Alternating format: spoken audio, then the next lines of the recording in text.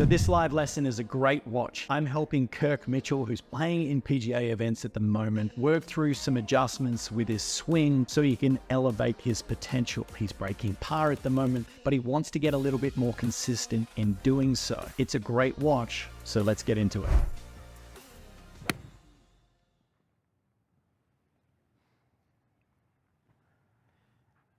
So talk to me about your general start line,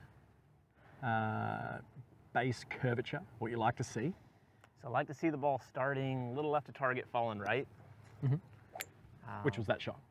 Which was that shot. Right, and it landed, our intention was the green flag, and just started slightly left and finished on line. Right. And would you say that your general pattern is a pull fade? Yes. Okay, great. So 100%. And you're director of instruction yourself at a club, and you play in PGA sectional events? Section events. Events, yeah. And scoring average, how's that sitting at the moment? It's around the 72, 73 range. Probably gone up. The last few tournaments have not been as good. Been a little bit more mid to high 70s. And what would you attribute that to? Lack of consistency as far as hit a lot of shots that'll start left and either stay dead straight or will start left and go left. Okay.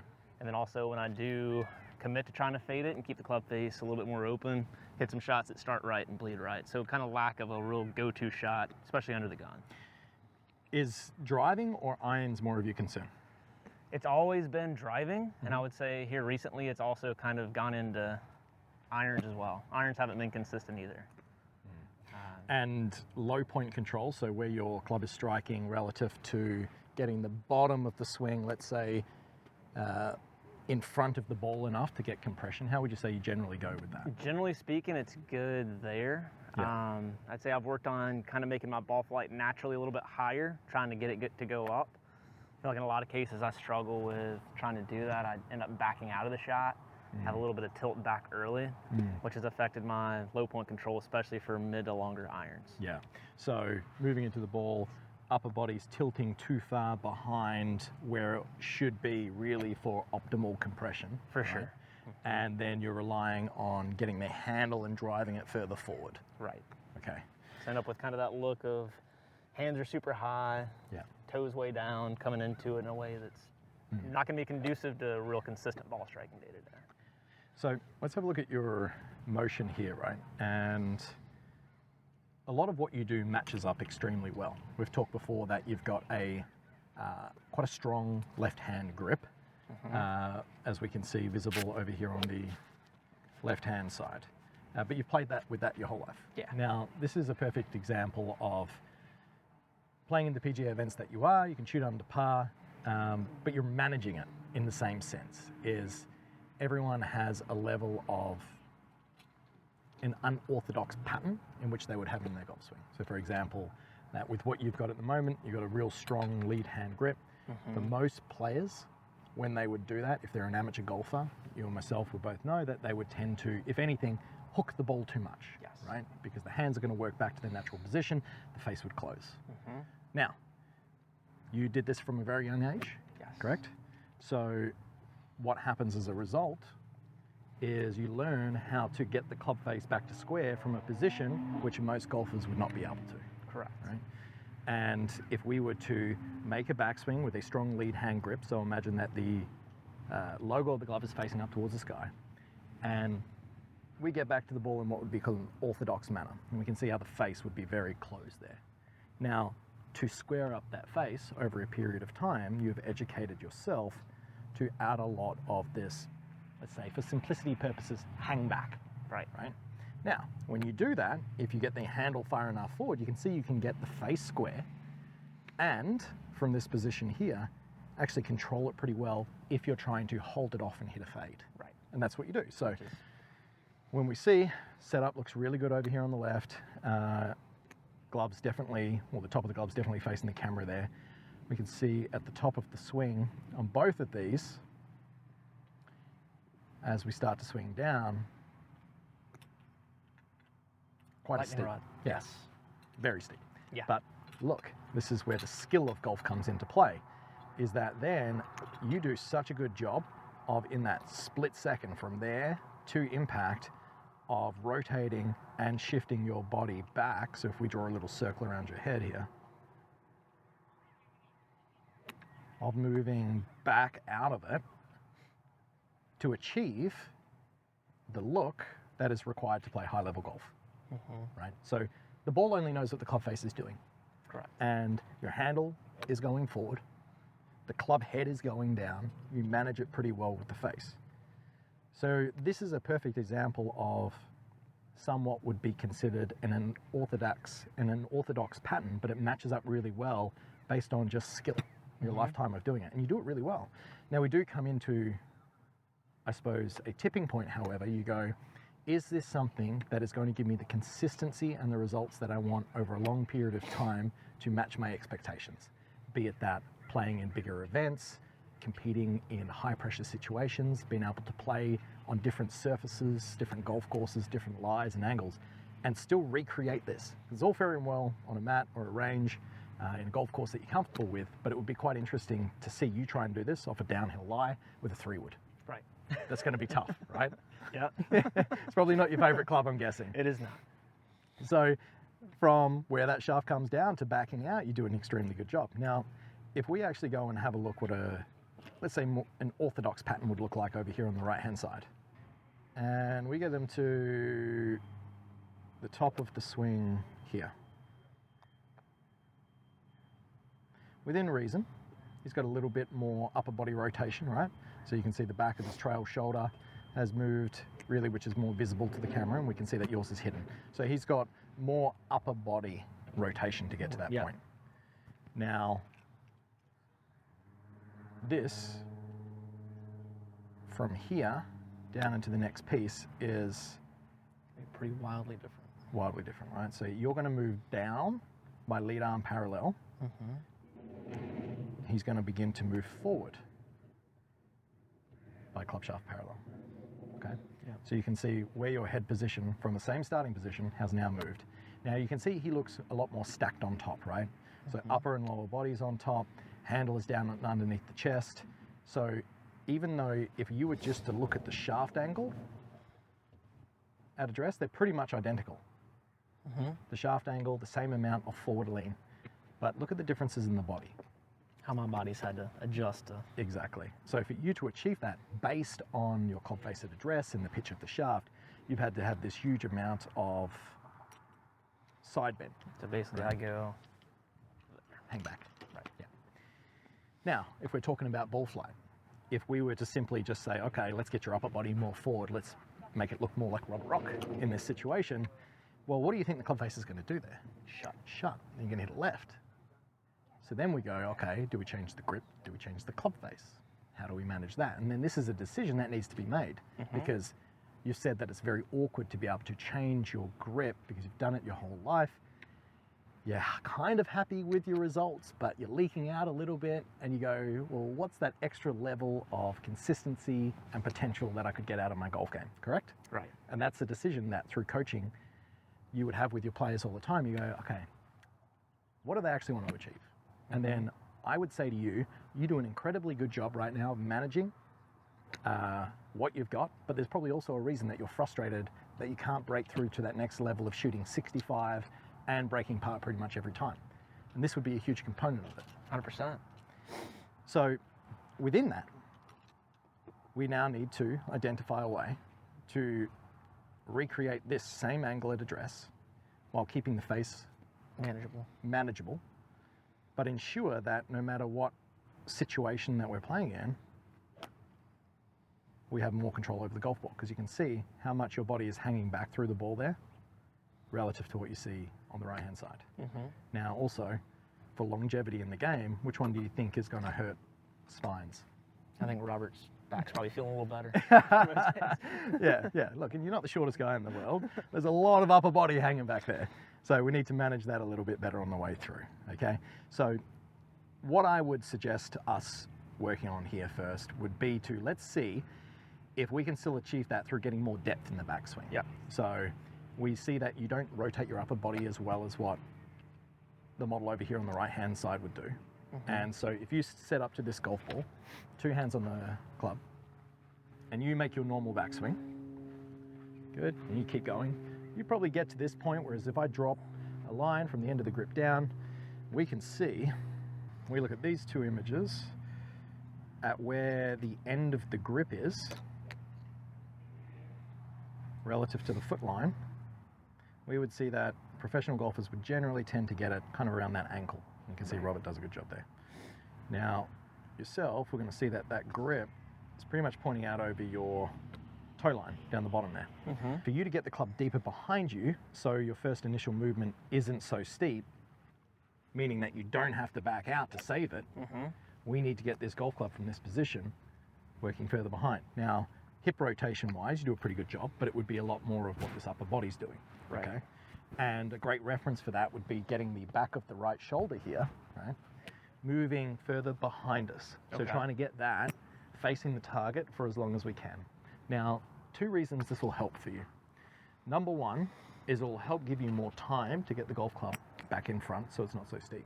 And also, if you do that, set up to the ground, do your normal backswing where we wouldn't have depth.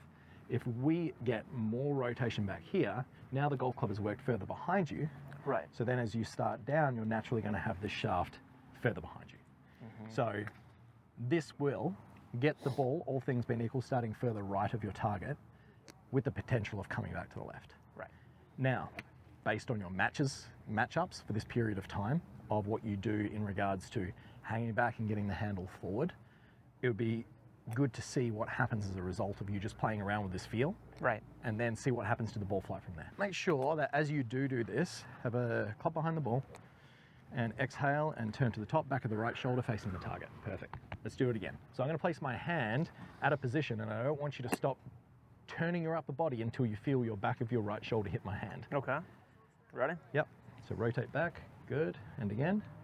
So when you're doing that, be mindful that we're not trying to reach our arms back and behind. We are using our upper body. So I want you to drop the club, put your hands across your chest like this, look down at the ball. Mind-muscle connection, put your mind here on the back of the right shoulder and move that behind you. See how easy that range of motion is? Whereas most players, if you put your arms out, would try and pull their arms first to do that. Right. And you see how tight and then they that get stuck. Feels stuck.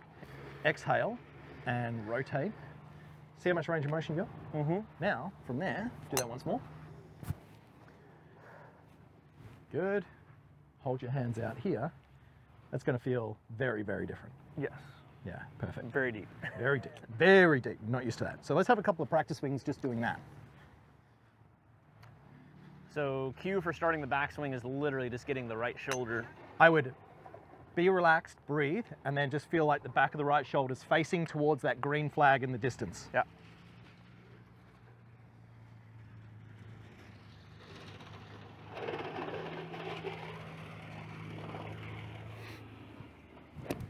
Good.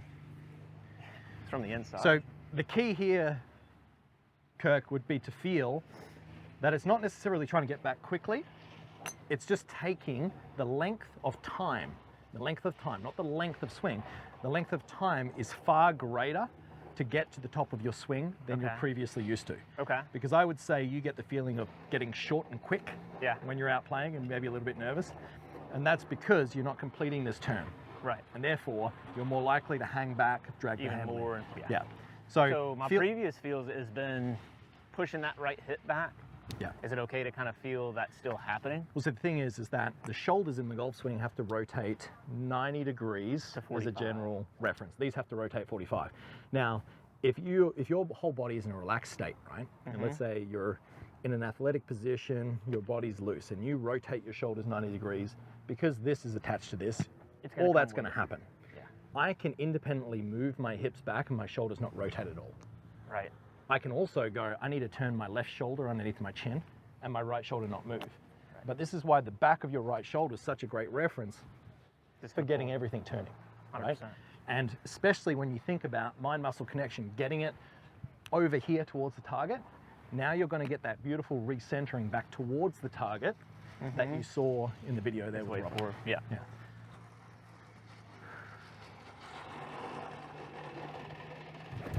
Perfect. You probably feel way more forward than you used to there. Yeah. So good. So good. Feels like it takes longer. Feels like it takes Kind of longer. being patient for it. Correct. So I want you to put a ball down for me. Let's hit one. All right, and I want you to get that feel. Oh. How was that? Pretty good. So How far back did I get it? completely different tempo and look. Where did the ball start? I was filming there. Started just right of the green flag, turned left with the wind. Yeah. Great, let's do it Push again. draw.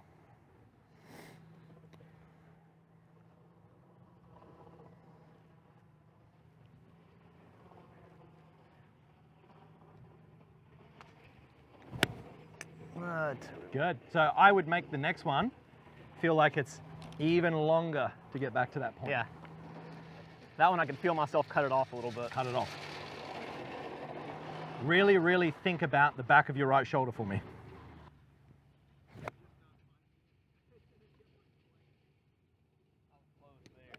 That was close, huh? Yeah, so much better. So much better. So this one here is your left ear down. So essentially it's close enough, right?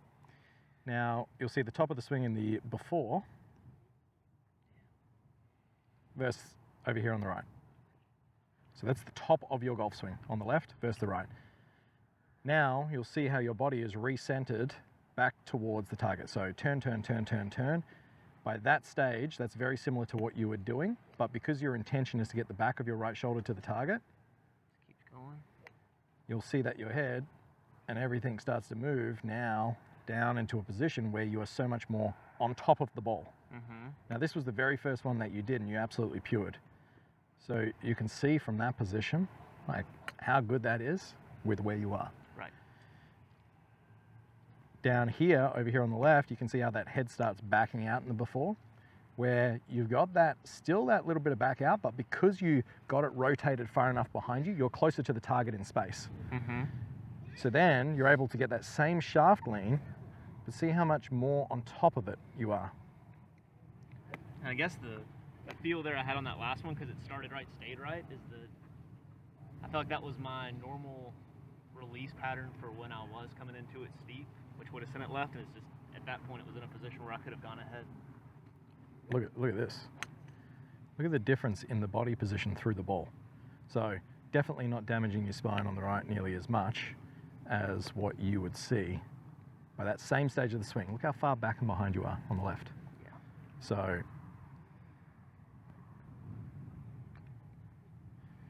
taking a longer time to the top, so way more on top of it, still beautiful shaft lean, but then getting through the ball so much better by that stage. And see how you're not hanging back nearly as much. So all in all, it's just like matches up beautifully for what you need. You can see the head releasing. Yeah. And I'm sure it feels like you get into a bit of a blackout zone at the top, like you're not used to being that far back in your swing. Not really, like you said, it's just being patient for it, just kind of letting it get there. Yeah. And what happens as well is you've got naturally a little bit more depth. The club shaft is still going to come over steep, right? Mm-hmm. But just not as much. Right. And if your objective is to get rid of the pulls that are not coming back, this is an easy win of just a very simple feel to feel the back of the right shoulder moving towards the target, making sure you're staying athletic, making sure that you're staying relaxed because you can use that in competition, right? It's not a complicated feel, and it's a mind-muscle connection with emotion, which is able to connect towards the target rather than going club face here. Now it feels super awkward because my face is all up. I don't want to play around with my grip. Yeah. How do I just get the ball starting right on line with the target? And you can simply just do that by just getting that upper body turning more earlier in the backswing, so you just have more time and depth to get that ball starting right at your target. And what you said there nailed it. Something I looked at recently was like force plates. So Yeah. for me, my vertical is like through the roof, miles too early. Yeah. Which makes perfect sense from right here, as opposed to now it's getting to a point where I get Yeah. a little bit more lateral. I get that recentering move, and then from there I can go ahead and feel my Yeah, release of firing through it because I'm forward. that's it, man. Yeah, so feeling great getting back here. And one question I had was, the elbow goes back. Are you okay with that continuing to extend behind me? Because it gets to a point, it feels like as I'm going back that I could get it flying a little bit. Yeah, I would say the majority of players out of habit, because the hands are connected to the club, their very first move is to move these too quickly. So the hands actually move across the midsection of the body, and then they use that momentum to turn their body. So it feels like you've completed your swing far earlier than in reality you have. Right. So for example, if I take that golf club out and I let my arms just drop, well, now it feels like I haven't swung at all because my hands are in front of my chest. Right. So I would then be incentivized to continue that pivot backwards, and you see my arms are more in front.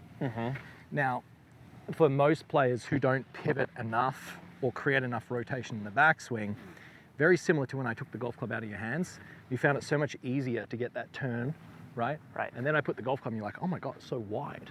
It feels like the golf club is a mile away from my body by the time I get here, versus when I was trying to get it wide, I was trying to push it away, but it doesn't feel like I've got any width, and I'm trying to turn and now I'm all stuck. Yeah. And that's simply because the hands have moved too far away from the midsection too early.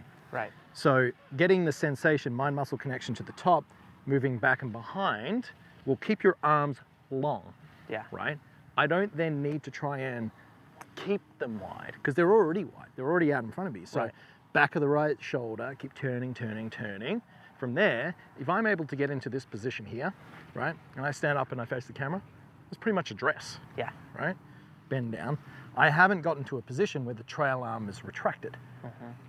If you were then, to answer your question of the right shoulder going behind you, trying to get this further and further and further behind, well then, if I come back to the camera here, look how much work I have to do at some stage to get those arms back in front of my body, which is one of the main reasons players will chicken wing, Right. right?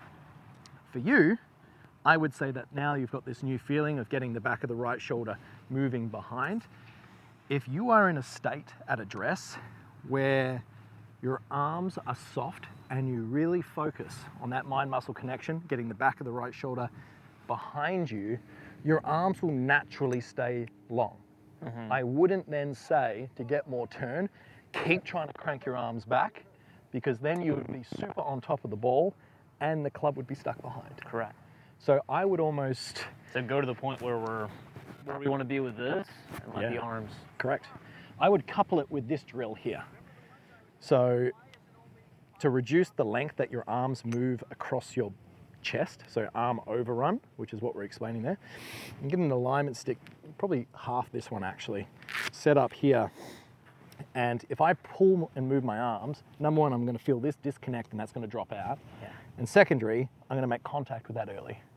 So your objective, if you have a look, there is a distance between this stick and this lead arm. So when I sit down into my posture, if I then focus, once again, back of the right shoulder behind me, turning, turning, turning, turning, turning, you can see I haven't hit that stick, right?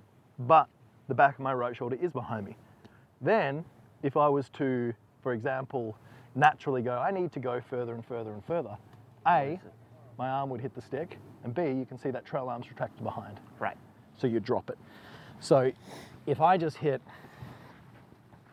a couple little small ones from here, and preferably you get a stick which is about half this size, stand up dead straight, put this level with the ground underneath your back armpit, take your grip. You want to try and make this as natural as possible.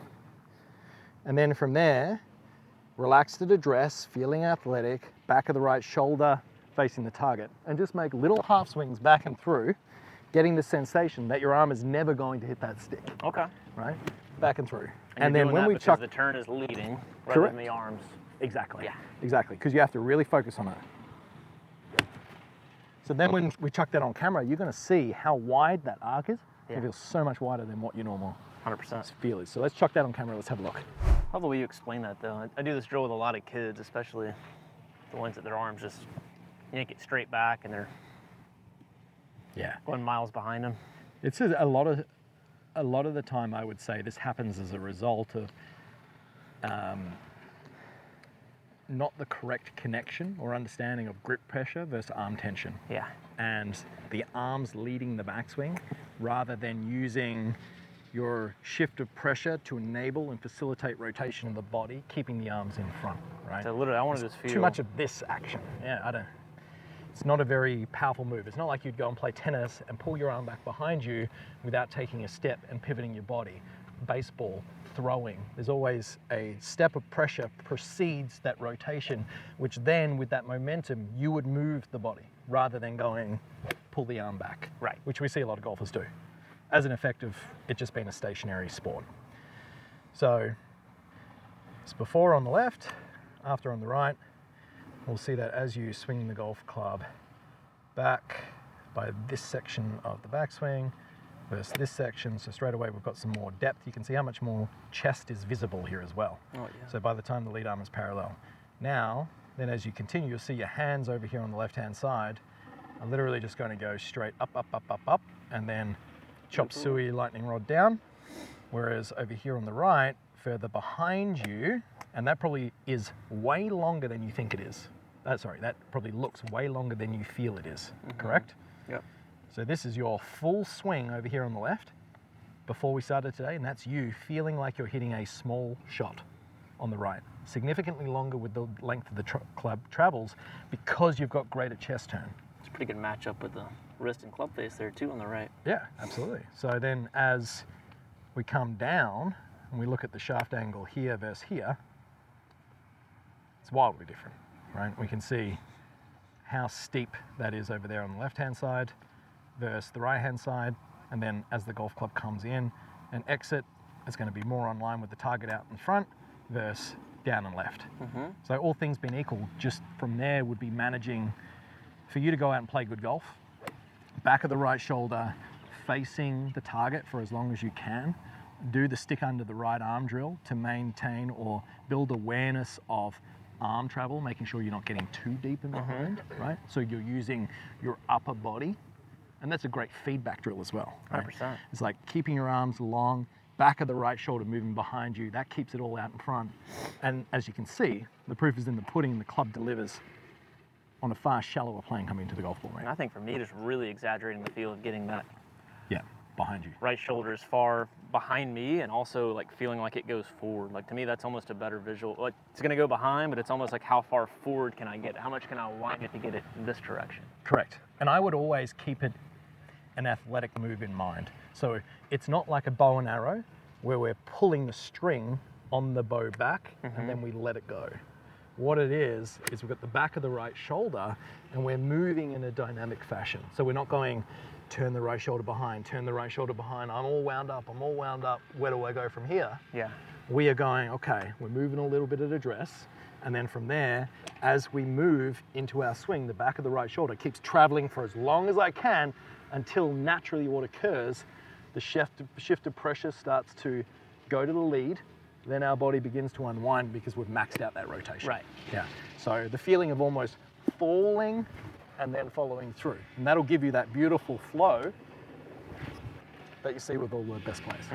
Let's hit a couple to finish. I'm almost wondering if getting some kind of like a little pre-shot waggle, like a kind of a waggle, almost kind of getting some motion going that way.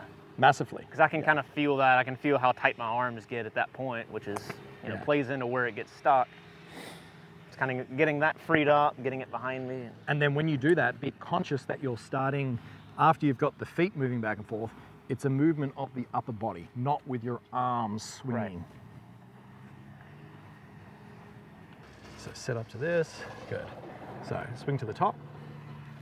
Yeah, that feeling there. Yeah, love that. And really feel like it's back there for a long time, that nice delay at the top. It's not a stop completely, but it's just letting the back of the right shoulder face the target for as long as you can before you swing down. Yeah, Close. that was very close. And you can see your natural skill, being a professional of matching it up, means that you've done a great job of managing the face already without having to change your grip, Yeah. which is fantastic. It just feels like I have space there now. Yeah, which is wonderful. Let's go again. You'll get a lot more distance too out of this. Yeah. So feeling athletic, back of the right shoulder. Yeah. Good. Good. Let's really crank that next one up. Set up to it. Rehearsal. Okay, hit your back, keep going, and do it again, and then fall into it that way. All right, off you go.